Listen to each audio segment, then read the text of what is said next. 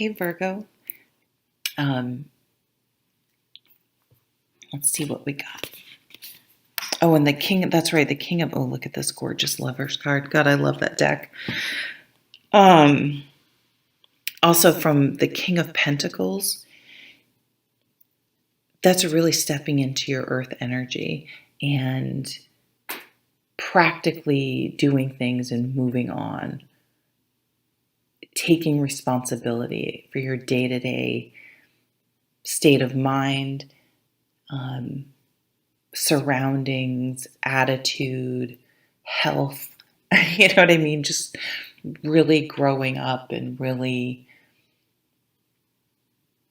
yeah, really accepting responsibility for your actions in any sort of situation and recognizing that you could have done better in certain ways. And um, one thing that I've learned, if I'm in a relationship and I start disrespecting the person, because I can get that sharp tongue, sarcastic thing, it's like, wait a minute, okay, yeah, I have to stop and say, and I've learned to not wait around too long and to get out of relationships, because sitting in a relationship where there's disrespect and thinking you're going to disrespect someone into respecting you is like, why are you staying in that? These are the things I've challenged myself with in the past. Okay, so let's look at the new cards that we have here. The lovers, gorgeous lovers card. Oh my God, I love it. Holy shit. 2, 3 of swords.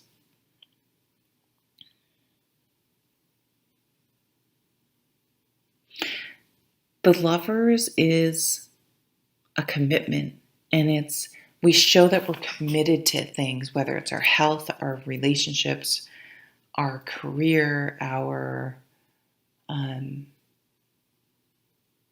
attitude, everything we do. We can only control ourselves.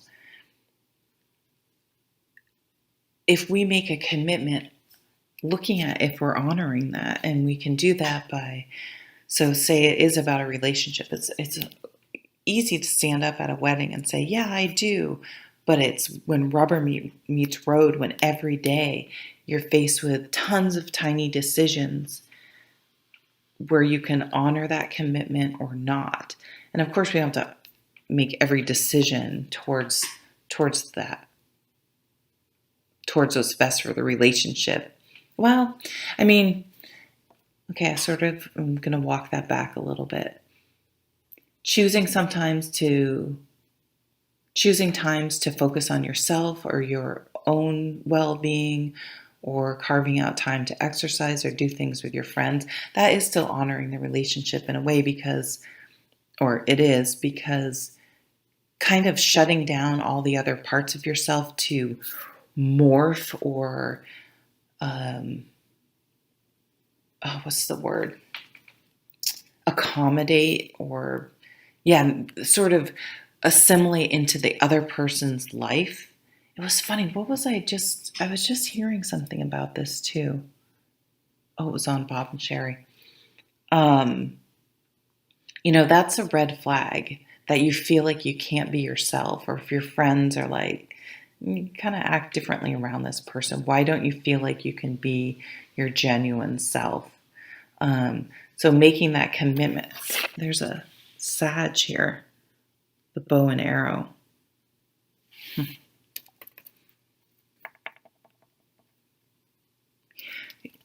So looking at that in your life, I mean, what is your relationship towards something? Maybe it's exercise or diet. It's very sort of stressful and anxiety producing, and looking to find ways to turn that around, and appreciate it in a different way, and be able to be committed to it.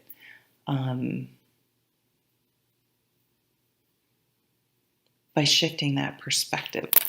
I don't know why I'm laughing. Wow, and wedding. What the fuck? That is so crazy. What is going on here?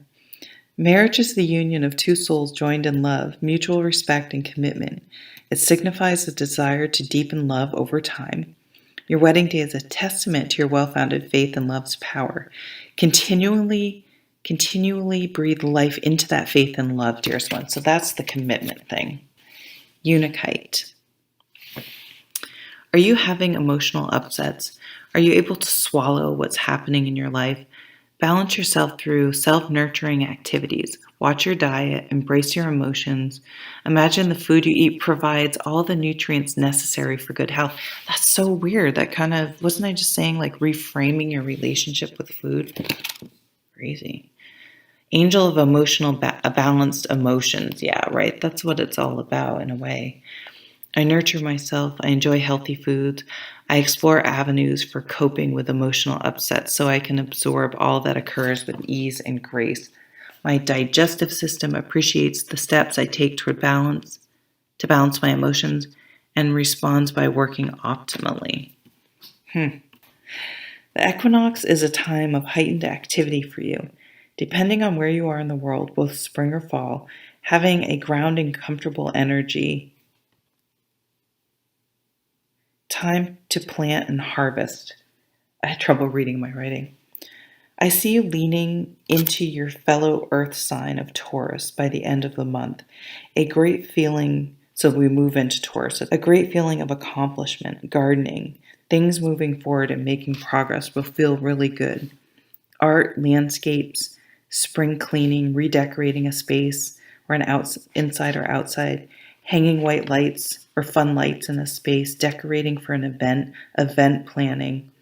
Virgos tend to excel at things like this because you think of all the details that take it to the next level. It makes it kind of magical. Could be a wedding. You could be planning a wedding. Could be after a couple serious heartbreaks that you've found the right one and you know this time that this is the real. Maybe you, like, I settled in the past. I tolerated things in the past. I ignored red flags in the past. But this time, this is, we're both truly committed. It's totally different. I just love this card. And even maybe it's an older person. He has, it looks like some gray hair. Maybe she has a little. But to me, again, that's experience and a person who's not only gone through a lot, because people can go through a lot, especially where relationships are concerned, and you could just sense that bitterness they're holding on to. Like, that person did me wrong. It was all their fault. Like, they don't appear to have done any self-reflection, whereas this person has really done the self-reflection, or both of you even, and really has an appreciation for how they could have done better and really thoughtfully interact in relationships in a different way because of that, and are truly committed to making it work. Okay. All right. Well, there's your second reading, Virgo. Take care.